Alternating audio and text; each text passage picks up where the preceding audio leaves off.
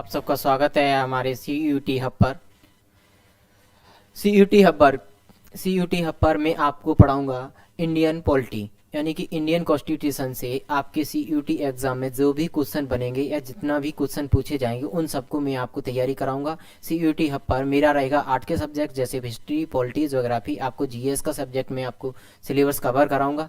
और आपका जितना भी आप भी मन लगा कर इसकी तैयारी कीजिए। आपका यहाँ भी जो भी डाउट बने आप कमेंट बॉक्स में डालिए, मैं तुरंत आपका हर वक्त आपके लिए आपके साथ हूँ, आपकी मदद करूँगा। आपका कोई डाउट बनेगा तो मेरे कमेंट बॉक्स में डालें, मैं आपको उसका तुरंत जवाब दूंगा। आज हम आपको पढ़ेंगे, हमारा टॉपिक है आज का भारतीय संविधान, और संविधान का टॉपिक है संविधान सभा। तो हम इस संविधान सभा से जितने भी हमारे कॉम्पिटिटिव एग्जाम या CUT एग्जाम में क्वेश्चन पूछे जा सकते हैं उन सब पॉइंट ऑफ व्यू को आज हम डिस्कशन करेंगे। तो हम पढ़ते हैं संविधान सभा। देखो संविधान सभा क्या है। भारतीय संविधान को बनाने वाली जिस सभा का गठन किया गया उसे हम संविधान सभा कहते हैं। भारतीय संविधान को बनाने के लिए जिस सभा का गठन किया गया था उसे हम संविधान सभा के नाम से जानते हैं। तो आते हैं हम संविधान का इतिहास देखते हैं। हमारे भारतीय लोगों ने संविधान की मांग कब की। भारतीय संविधान भारतीयों द्वारा संविधान सभा की मांग, भारतीयों द्वारा संविधान सभा की मांग, भारतीयों द्वारा संविधान सभा की मांग, भारतीयों द्वारा संविधान सभा की मांग की गई। इस पर हम चर्चा करते हैं। भारतीय संविधान की मांग भारतीयों द्वारा कब की गई और यहाँ पर क्या क्या पॉइंट हैं जो हमारे कॉम्पिटिटिव एग्जाम में पूछे जा सकते हैं, हम उन सबको डिस्कशन करेंगे एक बार। देखो भारतीय संविधान की मांग में पहला पॉइंट है कि हमारे भारतीय संविधान की सर्वप्रथम मांग किसने की। तो भारतीय संविधान की सर्वप्रथम मांग बाल गंगाधर तिलक ने। भारतीय संविधान की सर्वप्रथम मांग बाल गंगाधर तिलक ने। बाल गंगाधर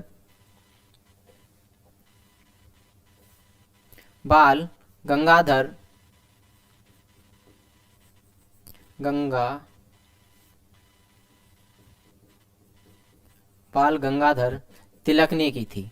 संविधान की सर्वप्रथम मांग बाल गंगाधर तिलक ने 1895 ईस्वी में स्वराज विधेयक में की थी। स्वराज विधेयक में इन्होंने कहा कि भारतीयों के लिए एक संविधान होना चाहिए। हम जो अंग्रेजों के अध्यादेश के आधार पर हमारे देश का शासन किया जा रहा है, ये अध्यादेश के आधार पर शासन ना किया जाना चाहिए, बल्कि हमारा इंडियन लोगों के लिए, भारतीय जनता के लिए, जिसमें नीति निर्देशक तत्व हों, हमारे मौलिक अधिकार हों, जनता के भी कुछ अधिकार होने चाहिए, ना कि सारे सरकार ही के अधिकार होने चाहिए, सरकार ही के नियम कानून नहीं होने चाहिए। इस प्रकार से इन्होंने नियम बनाए और बाल गंगाधर तिलक ने मांग की सन 1895 ईस्वी में कि भारतीयों के लिए एक संविधान होना चाहिए। तो यानी कि आपका क्वेश्चन पहला यही है कि संविधान की मांग सबसे पहले किसने की थी। तो सबसे पहले संविधान की मांग की बाल गंगाधर तिलक ने 1895 ईस्वी में। अब हमारा टॉपिक था संविधान सभा। तो बेटा आते हैं हम संविधान सभा। जो हमारा संविधान सभा थी, यानी कि भारतीयों द्वारा संविधान सभा की मांग कब की गई। भारतीयों द्वारा संविधान सभा की सर्वप्रथम मांग, संविधान सभा की सर्वप्रथम मांग, संविधान सभा की सर्वप्रथम मांग, सर्वप्रथम मांग बाल गंगाधर, सर्वप्रथम मांग महात्मा गांधी जी ने 1922 ईस्वी में की। 1922 ईस्वी में महात्मा गांधी जी ने इच्छा व्यक्त की कि भारतीयों के लिए एक अलग संविधान होना चाहिए और जो संविधान है वो भारतीय लोगों की इच्छा अनुसार बनना चाहिए। तो इन्होंने ही इसी 1922 ईस्वी में संविधान 1922 ईस्वी में महात्मा गांधी जी ने यह कहा कि भारतीयों का जो संविधान है वो भारतीय लोगों के अनुसार बनना चाहिए और उसमें भारतीय ही शामिल होने चाहिए। तो यानी कि इस बात से एक स्पष्ट बात कर आती है कि यानी कि महात्मा गांधी जी ने संविधान जो आगे चल करके एक संविधान सभा द्वारा संविधान का निर्माण किया गया, उसका यहाँ पर एक झलक देखने को मिलती है कि महात्मा गांधी जी ने सन 1922 ईस्वी में ही कहा कि भारतीयों के द्वारा ही संविधान बनना चाहिए। तो यहाँ से पूछी जाती है कि संविधान की सर्वप्रथम मांग किसने, संविधान संविधान सभा की सर्वप्रथम मांग किसने की? तो महात्मा गांधी जी ने 1922 ईस्वी में। लेकिन यह मांग कोई लिखित मांग नहीं थी और ना ही इसका कोई प्रत्यक्ष प्रमाण था, बल्कि ये एक मौखिक मांग की गई थी, इसलिए इसको यह मांग अप्रत्यक्ष थी। कैसी थी? अप्रत्यक्ष, यानी कि यह मांग अप्रत्यक्ष रूप से की 1922 ईस्वी में महात्मा गांधी जी ने। लेकिन महात्मा गांधी जी के अलावा इसको एनी बेसेंट ने सन 1925 ईस्वी में मांग की, मोतीलाल नेहरू ने की, लेकिन ये सारी मांगे मौखिक थी, इनमें कोई भी लिखित स्टेटमेंट नहीं था अंग्रेजों के लिए, ब्रिटिश सरकार के लिए। सन 1934 ईस्वी में, सन 1934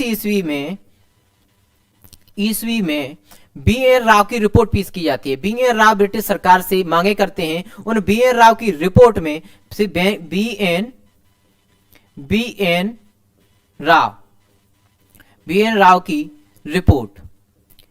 राव की रिपोर्ट में सन 1934 ईस्वी में बी एन राव की रिपोर्ट पेश की जाती है। इस रिपोर्ट में संविधान सभा की मांग लिखित रूप में की जाती है।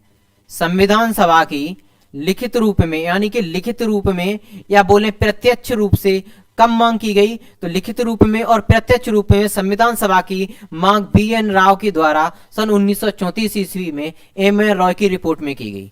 यानी कि यहां से संविधान सभा की लिखित में मांग या प्रत्यक्ष रूप से कहें तो मांग कब की गई? 1934 ईस्वी में बी एन राव के द्वारा। संविधान सभा की सर्वप्रथम मांग महात्मा गांधी जी द्वारा 1922 ईस्वी में की गई। लेकिन इसके अलावा फिर सन 1935 ईस्वी में, सन 1935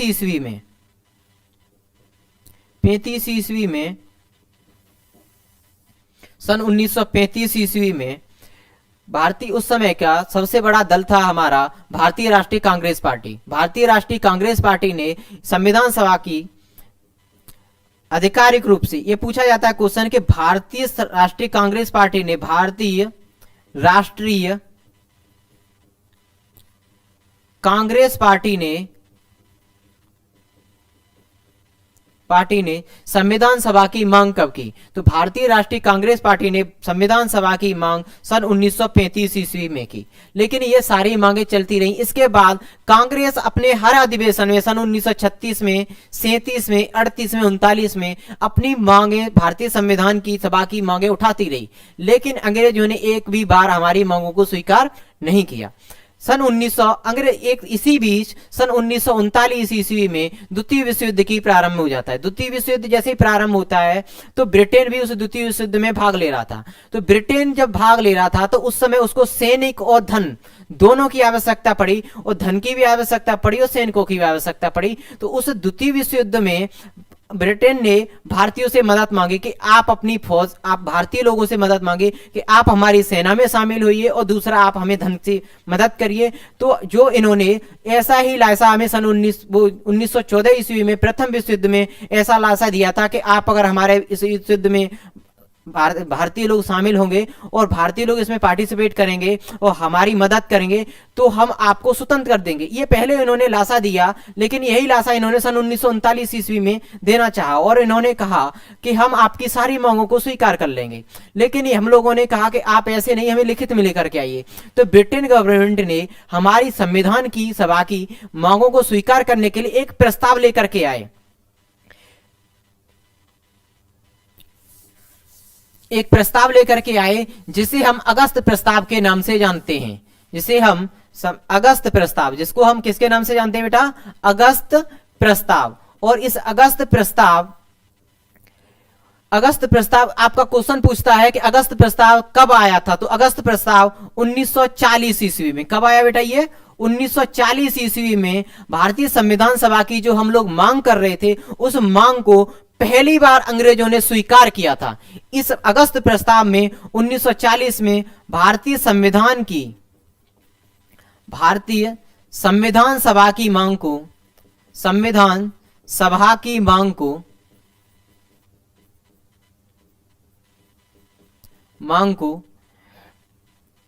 अंग्रेजों ने पहली बार स्वीकार किया।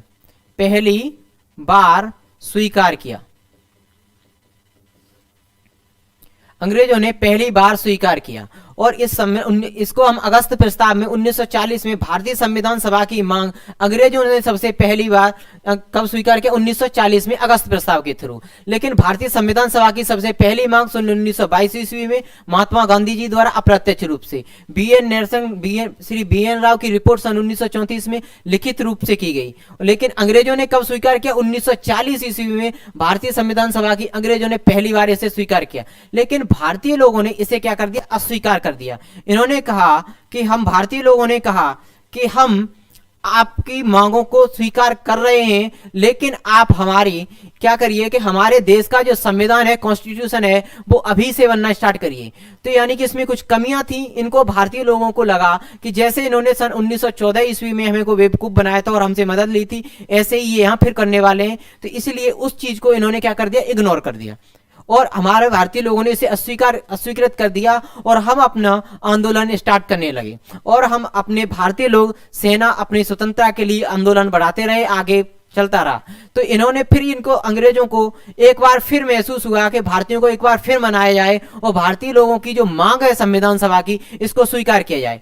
तो भारतीयों की मांग, संविधान सभा की मांग को स्वीकार करने के लिए इन्होंने ब्रिटिश गवर्नमेंट अपने कैबिनेट मंत्रियों के तीन मंत्रियों को नियुक्त करती है और इसको उसका दल भारत भेजती है, जिसको हम कहते हैं क्रिप्स मिशन, जिसको हम क्रिप्स मिशन के नाम से जानते हैं। क्रिप्स मिशन यह भारत में आया था 1942 ईस्वी में। पूछा जाता है कि क्रिप्स मिशन भारत कब आया था? 1942 ईस्वी में। इस क्रिप्स मिशन का यही उद्देश्य था कि इन्होंने कहा, क्रिप्स मिशन ने कहा कि भारतीय के लोग जो भारतीय संविधान सभा की मांग कर रहे थे, इस क्रिप्स मिशन ने और कुछ नहीं कहा। इन्होंने कहा कि भारतीयों के लिए एक संविधान होना चाहिए और वह संविधान सभा के द्वारा बनना चाहिए। और इन्होंने कहा था इस बात को, और इन्होंने कहा कि हम आपका संविधान बनाएंगे। संविधान जो आप कह रहे हो कि संविधान सभा के द्वारा बनना चाहिए, हम आपका संविधान सभा के द्वारा ही बनवाएंगे और उस संविधान सभा में भारतीय लोगों को ही शामिल करेंगे, बल्कि आप हमारी द्वितीय विश्व युद्ध में सहायता करिए। और इन्होंने 1942 ईस्वी में, और इन्होंने कहा कि जो भारतीय संविधान है, वो संविधान का निर्माण जैसे ही विश्व युद्ध समाप्त होगा, उसके बाद हम भारतीय के लिए भारतीय संविधान सभा का निर्माण करेंगे। तो यहाँ पर भारतीयों को थोड़ा लगा कि ये हमें लायसा दे रहे हैं और ये क्या पता कि बाद में संविधान सभा का गठन करेंगे या नहीं करेंगे। तो इस बात का थोड़ा डर था। तो भारतीयों ने इसे भी क्या कर दिया? अस्वीकृत कर दिया। और क्रिप्स मिशन को भी इन्होंने स्वीकार नहीं किया, इसे भी अस्वीकृत कर दिया। और इसके बाद सन 1942 ईस्वी में महात्मा गांधी जी द्वारा भारत छोड़ो आंदोलन की शुरुआत कर दी जाती है। और महात्मा गांधी जी ने कहा, इसी समय एक नारा दिया था, करो या मरो। करो या मरो का नारा देने के बाद महात्मा गांधी जी भारत छोड़ो आंदोलन की शुरुआत कर देते हैं। तो भारत छोड़ो आंदोलन की शुरुआत के बाद एक तरीके से पूरे भारतवर्ष में आजादी के पाने की लहर उठ जाती है और अंग्रेजों को एक तरीके से उनकी जड़ें हिलने लगती हैं, और वो लोग जो अंग्रेज जो ब्रिटेन के उधर, अंग्रेज जो थे, ब्रिटेन थी, वो ब्रिटेन द्वितीय विश्व युद्ध में भाग ले रही थी। लेकिन उसी समय हमारे नेताजी सुभाष चंद्र बोस जर्मनी और जापान से जाकर के मिले। इन्होंने जर्मनी में फॉरवर्ड ब्लॉक की स्थापना कर दी और उधर रास बिहारी बोस ने जापान में आजाद हिंद फौज की स्थापना कर दी। इन दोनों की फौज की वजह से, और इधर ब्रिटेन को यह डर था कि जर्मनी और जापान दोनों मिलकर के कहीं आजाद सुभाष चंद्र बोस के साथ मिलकर के और ये कहीं हम पर आक्रमण ना कर दें, क्योंकि वो दोनों इसके दुश्मन थे ब्रिटेन के। तो इसका डर भी था इनको। तो इसीलिए ये घबरा गए और इन्होंने कहा कि हम आपको आजाद करेंगे। तो इसके कुछ समय के बाद सन 1942 ईस्वी के बाद 1943 और 42 की ये घटनाएं घटित हुई। ये महात्मा गांधी जी ने और भारतीय राष्ट्रीय कांग्रेस द्वारा भारत छोड़ो आंदोलन की शुरुआत की गई।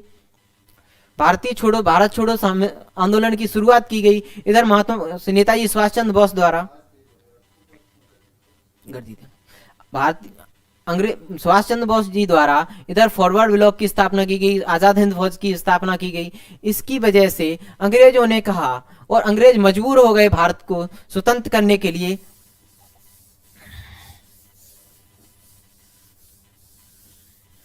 अंग्रेज मजबूर हो गए भारत को स्वतंत्र करने के लिए और इन्होंने कहा कि हम भारतीयों को स्वतंत्र करेंगे, हम भारतीयों को स्वतंत्र करेंगे। और इन्होंने कहा कि हम स्वतंत्र तो करेंगे लेकिन स्वतंत्रता के लिए हमें किसी को एक जिम्मेदारी देनी पड़ेगी। देखो आज हम किसी कोचिंग में आपको कोई कोचिंग डायरेक्टर या कोई कॉलेज है या आपका कोई कोई संस्थान है, कोई दुकान है, तो आप अगर अपनी दुकान को छोड़ती हो तो उसकी किसी ना किसी को जिम्मेदारी देनी पड़ती है कि आप इसको दुकान को संभालोगे। ऐसे ही अब इसमें भारत में कांग्रेस पार्टी थी, ठीक है, जिम्मेदार थी कि ये संभाल सकती थी, बल्कि अन्य भी दल थे, लेकिन इस देश को देना, एक इतने बड़े देश को, भूभाग को, शासन प्रणाली को किसी ऐसे ही व्यक्ति के हाथ में तो नहीं दे सकते थे। तो इन्होंने कहा, अंग्रेजों ने, कि भारतीयों का एक तो दो काम करने हैं हमें। एक तो भारत में एक ऐसे लोगों का समूह बनाना है जिसको हम इस देश को सौंप सकें, इस देश की सरकार को सौंप सकें। दूसरा काम करना है कि भारतीयों का संविधान का निर्माण करवाना है, क्योंकि यहां पर देश की आजादी के लिए अनेकों लोगों ने लड़ाई लड़ी है, तो किसी एक को यहां का राजा घोषित नहीं कर सकते, बल्कि यहां का राजा जनता के द्वारा चुना जाना चाहिए। जनता के द्वारा जो शासन किया जाएगा वो मैं आपको पहले ही बता चुका हूं कि संविधान के जो होता है उसके आधार पर ही हम किसी भूभाग पर शासन करते हैं। तो यहां पर इन्होंने कहा कि संविधान का निर्माण करवाना है और क्या करवाना है, एक ऐसी सरकार का गठन कराना है जिसको हम इस देश का शासन सौंप सकें। तो इन्होंने एक मिशन भेजा। उस समय ब्रिटेन की गवर्नमेंट में एक कैबिनेट जो मंत्री थे, उन कैबिनेट मंत्रियों का एक दल भारत भेजा, जिसको हम कहते हैं कैबिनेट मिशन, जिसको हम कैबिनेट मिशन के नाम से जानते हैं, कैबिनेट मिशन। यह पूछा जाता है कि कैबिनेट मिशन भारत कब आया। कैबिनेट मिशन भारत जुलाई 1946 ईस्वी को भारत आया, जुलाई 1946 ईस्वी को भारत आया। कैबिनेट मिशन के दो काम थे। इसका पहला काम था कि भारतीयों के संविधान सभा का गठन कराना। पहला काम था भारतीयों के संविधान सभा का गठन कराना,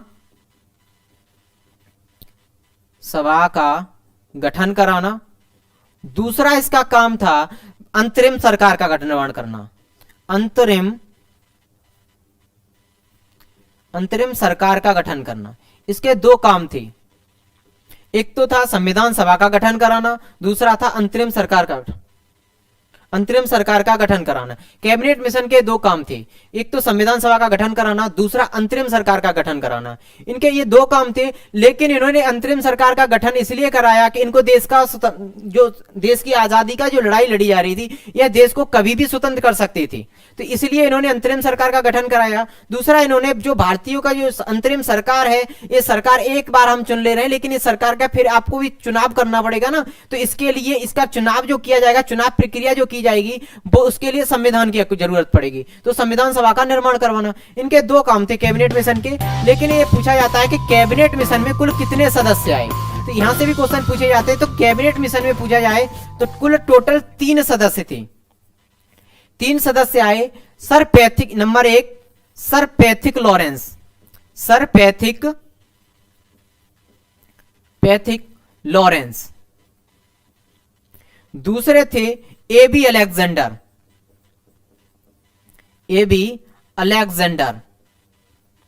तीसरे थे स्टीफर्ड क्रिप्स।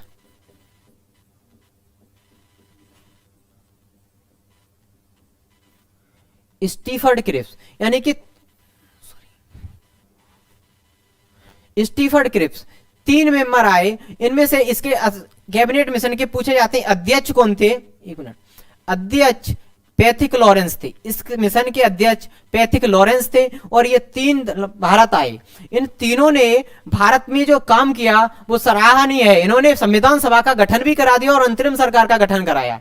इन्होंने एक सूझबूझ के द्वारा, उस समय भारत की जो जनगणना की जाती थी, उस समय भारत की जो जनगणना के अनुसार उस समय भारत में करीब 40 लाख जनसंख्या, 40 करोड़ जनसंख्या थी। कितनी थी बेटा? 40 करोड़ जनसंख्या थी। तो इन्होंने कहा कि भारतीयों के लिए जो संविधान सभा का गठन किया जाना है, उसके लिए एक मेंबर 10 लाख लोगों पर चुना जाएगा। कितने लोगों पर? एक मेंबर का, एक संविधान सभा का एक सदस्य का चुनाव इन्होंने 10 लाख लोगों पर करा। कितने लोगों पर? 10 लाख लोगों को, यानी कि 10 लाख लोगों को के द्वारा एक सदस्य का संविधान सभा में निर्वाचन कराया इन्होंने। अब देखो, इस प्रकार से 40 करोड़ के आसपास जनसंख्या थी, तो इसलिए संविधान सभा में कुल 389, एक मिनट इसको हटा रहा हूं मैं,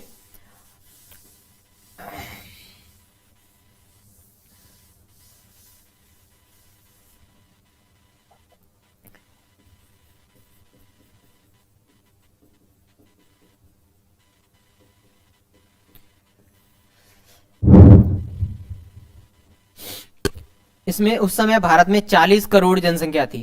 उस 40 करोड़ जनसंख्या के आधार पर इन्होंने निर्वाचन कराया और 10 लाख लोगों पर एक व्यक्ति का इन्होंने चुना। 10 लाख लोगों पर एक व्यक्ति को इन्होंने चुना और इन्होंने कहा कि 10 लाख लोगों को एक व्यक्ति निर्देशित करेगा। एक व्यक्ति 10 लाख लोगों पर इन्होंने चुना। इस प्रकार संविधान सभा में इन्होंने गठन किया संविधान सभा का, और संविधान सभा में कुल 389 सदस्य चुने गए। कितने सदस्य चुने गए? 389 सदस्य चुने गए। इन्होंने संविधान सभा में 389 सदस्य चुने और इन 389 का चुनाव किस प्रकार से हुआ था इसको हम देखते हैं। 389 सदस्यों में से इन्होंने चुनाव करवाया। 389 सदस्य जो चुने गए, इनमें से देखो 2 प्रकार के सदस्य चुने गए। एक तो इनमें मनोनीत भी हुए और कुछ निर्वाचित भी हुए। मनोनीत सदस्यों की पूछा जाता है कि मनोनीत सदस्य कितने हुए, तो 93 सदस्य मनोनीत किए गए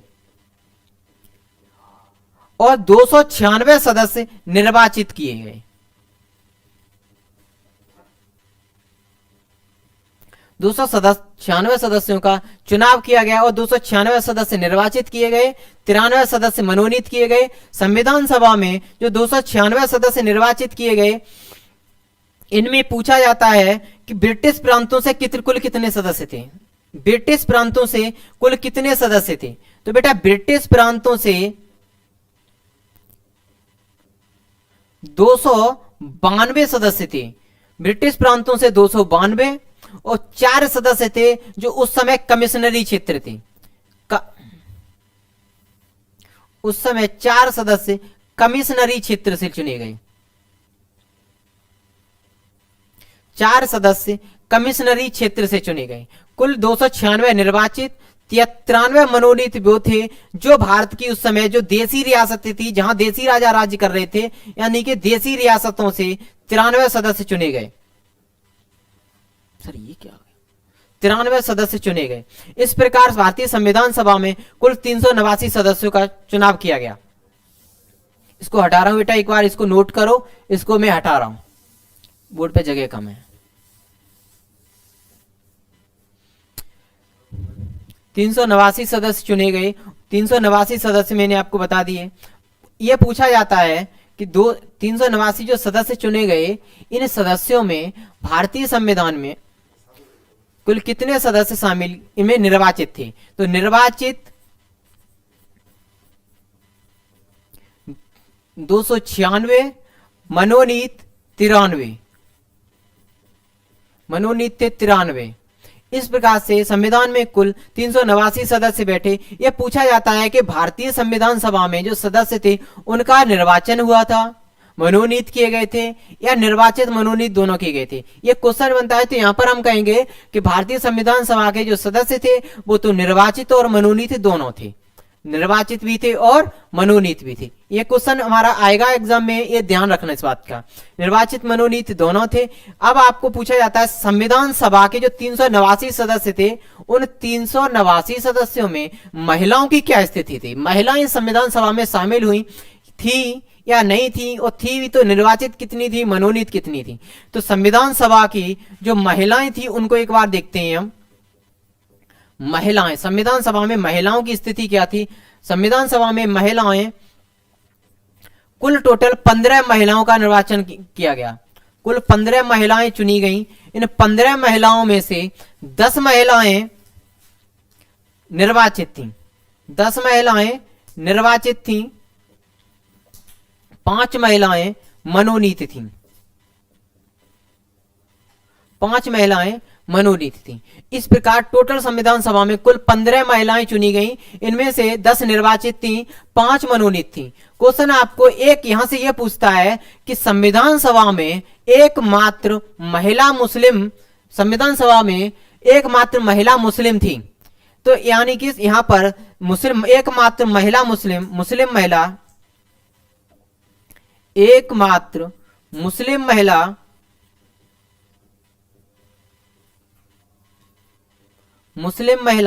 बेगम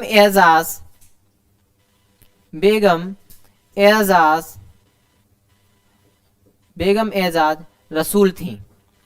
यानी कि महिलाओं से एक क्वेश्चन पूछता है आपको कि संविधान सभा में कुल कितनी महिलाएं थीं, तो संविधान सभा में कुल 15 महिलाएं थीं। संविधान सभा में निर्वाचित महिलाएं कितनी थी, तो 10 निर्वाचित महिलाएं थीं। संविधान सभा में मनोनीत महिलाएं कितनी थी, तो 5 मनोनीत महिलाएं थी। ये पूछता है कि संविधान सभा में एकमात्र मुस्लिम महिला थी, तो एकमात्र मुस्लिम महिला बेगम एजाज रसूल थी। संविधान सभा में एकमात्र महिला बेगम एजाज रसूल थी। इसके बाद हमारा संविधान सभा का गठन होता है, 389 सदस्यों का निर्वाचन होता है। यहाँ पर आपको संविधान सभा का जो निर्वाचन हुआ है, यहाँ से एक क्वेश्चन आपको पूछा जाता है एक कॉम्पिटिटिव एग्जामों में, सीयूडी के एग्जाम के लिए मोस्ट इंपोर्टेंट क्वेश्चन रहेगा वो, कि इस संविधान सभा में जो निर्वाचन किया गया है 389 सदस्यों का, उन 389 सदस्यों में से मुस्लिम लीग ने कुल कितनी सीटें ली। मुस्लिम लीग ने इस 389 सदस्यों में से 200 मुस्लिम लीग ने 73 सीटें प्राप्त की थी, 73 सीटें। कांग्रेस ने 208 सीटें जीती थी। कांग्रेस ने 208, मुस्लिम लीग ने 73 सीटें जीती, 15 अन्य जीती थी, 73 मनोनीत होकर के आई जो देसी रियासतों से थी। यानी कि इस प्रकार साथी संविधान सभा में कुल 389 सदस्य निर्वाचित किए गए। इन 389 सदस्यों के बाद संविधान सभा का गठन हो जाता है। संविधान सभा में एक यहां से एक क्वेश्चन बनता है कि संविधान सभा में डॉक्टर भीमराव अंबेडकर का निर्वाचन कहां से हुआ था। ये क्वेश्चन आपका बनता है। तो डॉक्टर भीमराव अंबेडकर का निर्वाचन बॉम्बे से हुआ था। डॉक्टर भीमराव अंबेडकर का निर्वाचन, भीमराव अंबेडकर का निर्वाचन कहां से हुआ था, निर्वाचन कहां से हुआ था। डॉक्टर भीमराव अंबेडकर का एक क्वेश्चन बनता है कि डॉक्टर भीमराव अंबेडकर का संविधान सभा में निर्वाचन कहां से हुआ था। तो संविधान सभा में डॉक्टर भीमराव अंबेडकर का चुनाव निर्वाचन बॉम्बे से हुआ था। ये बॉम्बे से संविधान सभा में चुने गए थे। यहां पर इसलिए पूछता है, एक ऑप्शन आपको देगा पश्चिम बंगाल। यहां पर डॉक्टर भीमराव अंबेडकर पहले कांग्रेस की मदद से डॉक्टर भीमराव अंबेडकर बॉम्बे से चुनाव लड़ते हैं, लेकिन ये चुनाव हार जाते हैं। इसके बाद ये मुस्लिम लीग की सहायता से ये पश्चिम बंगाल से चुनाव जीतते हैं। लेकिन देश के विभाजन के बाद मुस्लिम लीग अपना अलग संविधान बनाती है, और मुस्लिम लीग अपना अलग संविधान बनाती है तो उसके 73 जो सदस्य थे वो सारे के सारे पाकिस्तान के लिए अलग संविधान बनाने के काम में चले जाते हैं। तो यहाँ पर डॉक्टर भीमराव अम्बेडकर मुस्लिम लीग से सीट जीतते हैं, लेकिन वो पाकिस्तान जो पश्चिम बंगाल का जो एरिया था, वो पश्चिम बंगाल का जिस एरिया से डॉक्टर भीमराव अंबेडकर चुनाव जीते वो एरिया पश्चिम बांग्लादेश में चला जाता है। जब वो एरिया बांग्लादेश में चला जाता है तो वो एरिया पाकिस्तान के हिस्से में चला गया, यानी कि वो पहले बांग्लादेश पूर्वी पाकिस्तान था। तो इसलिए संविधान डॉक्टर भीमराव अंबेडकर वहां से दे देते हैं इस्तीफा। लेकिन उस समय जो भारत की संविधान की जो अध्यक्षता अभी आगे आप पढ़ोगे कि डॉक्टर राजेंद्र प्रसाद कर रहे थे, तो उन्हें लगा के डॉक्टर भीमराव अंबेडकर को संविधान में सभा में शामिल होना बहुत जरूरी है। तो इनको पुनः चुनाव कराया गया, बॉम्बे से लड़ाए गए और इन्हें बॉम्बे से जीता करके संविधान सभा में शामिल किया गया। तो आपको क्वेश्चन यही पूछा जाएगा कि संविधान सभा में डॉक्टर भीमराव अंबेडकर का चुनाव कहां से हुआ, तो बेटा आपको बॉम्बे ही टिक करना है, ना कि पश्चिम बंगाल। ठीक है, यहां से इससे आगे अब हम पढ़ते हैं। संविधान सभा की मांगे हमारी हो गई। एक साथ हम रिवीजन करते हैं सारे टॉपिकों को। संविधान सभा की हम यहाँ पर रिवीजन करते हैं। संविधान सभा की अप्रत्यक्ष रूप से मांग महात्मा गांधी जी ने द्वारा 1922 ईस्वी में की गई। इसके बाद लिखित रूप से संविधान सभा की मांग 1934 ईस्वी में M.A. रॉय की रिपोर्ट में की गई। ये पॉइंट हमने पढ़ा। कांग्रेस द्वारा कब इसकी मांग की गई, तो कांग्रेस द्वारा आधिकारिक रूप से सन 1935 ईस्वी में संविधान सभा की मांग की गई। लेकिन बात यह रहती है कि अंग्रेजों ने इन मांगों को कब स्वीकार किया, तो अगस्त प्रस्ताव 1940 में अंग्रेजों ने पहली बार हमारी मांगों को स्वीकार किया।